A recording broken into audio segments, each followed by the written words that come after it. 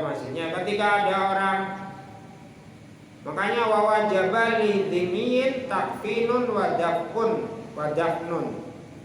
Makanya ketika ada orang yang tidak beragama Islam, non muslim meninggal, ini kafir itu tidak dalam keadaan kafir harbi, tidak dalam kondisi memerangi orang Islam. Itu umpamanya kejadian di Israel itu beda dengan kejadian orang Israel yang lagi perang dengan orang Palestina. Ini sih jelas-jelas kafir harbi. Ketika mereka ditembak oleh Hamas, ini berarti bukan termasuk orang Islam dan bukan termasuk kafir zimmi. Kalau ada orang kafir zimmi, itu apa sih? Orang yang tidak beragama Islam tapi hidup berdampingan dengan umat Islam. Seperti kita di Indonesia, kan ada 6 agama yang diakui oleh negara, ya, Islam, Katolik, Kristen Protestan, Hindu, Buddha, dan Konghucu. Samping juga ada kejawen, ada apa dan yang lain, ya. Itu ketika mereka ini meninggal dunia, ini tidak 4 yang wajib dilakukan, tapi yang wajib cuma 2, mengkafani dan menguburkan. Tentunya sesuai dengan agama masing-masing. Kalau umpamanya orang Hindu caranya bagaimana, orang Kristen caranya bagaimana, yang jelas tidak sesuai dengan apa yang kita lakukan ketika ada orang Islam. Kalau orang Islam kan dimandikan, dikafani, disolati, terus dikubur. Kalau orangnya di luar Islam, ya cuma dikafani atau kalau memang di situ pakai jas, ya dijasi, dihias, ya, terus baru dikuburkan. Kalau bukan orang Islam. Walisiktin mayitin hoslun wa kafnun wa dafnun wala yusalla alaihima. Jadi ketika ada orang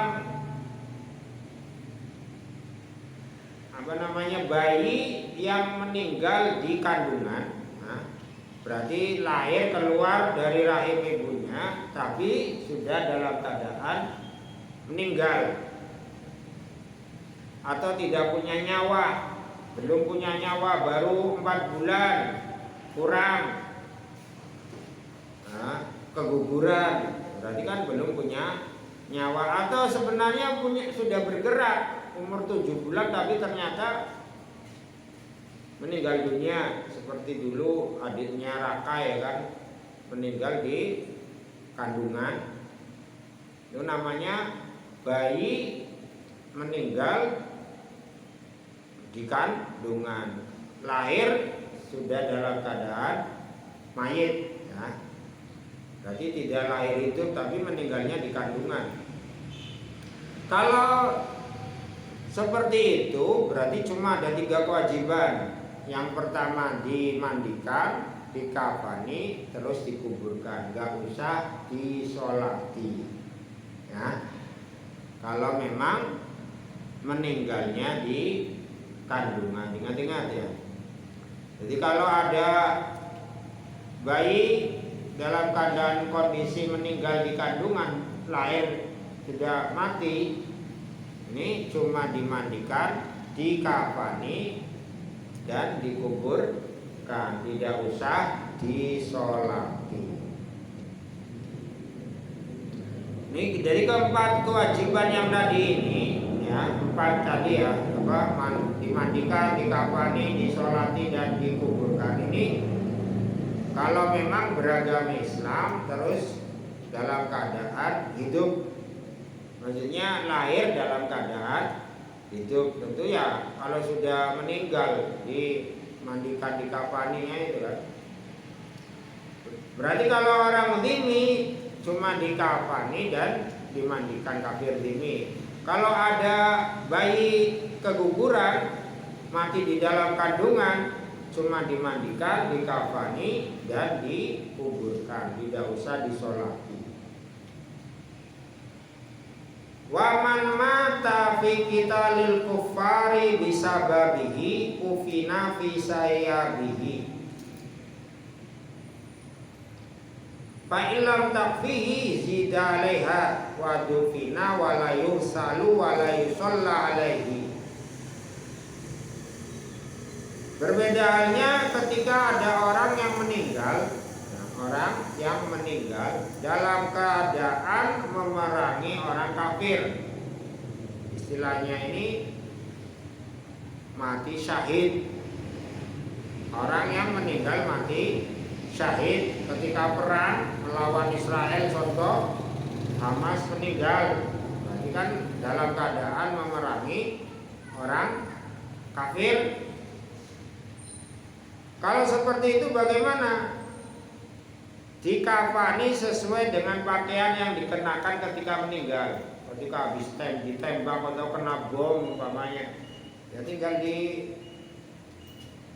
dibungkus sesuai, ya, dibungkus atau dipakai pakaian yang mereka pakai. Nah, kalau memang tidak cukup, artinya tidak cukup ketika mereka ini, ini karena perempuan ini kan ditutup aurat, nah ditambahi saja, ya kan? Pas itu ada auratnya rusak atau memang dalam keadaan ditutup sajalah. Artinya nggak usah lepas pakaian yang mereka kenakan. Intinya itu.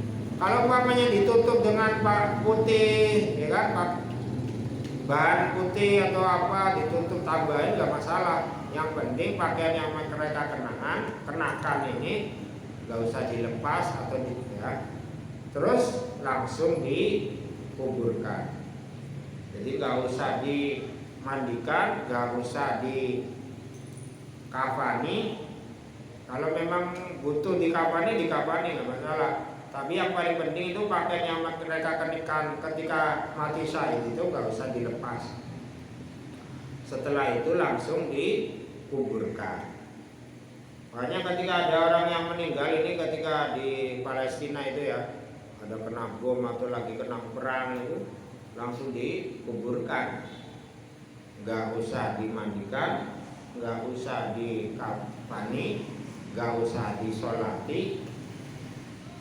Nah ini tentu nanti dipertanyakan, ini kalau mereka ini kan meninggal dunia dalam keadaan perang, matinya mati syahid.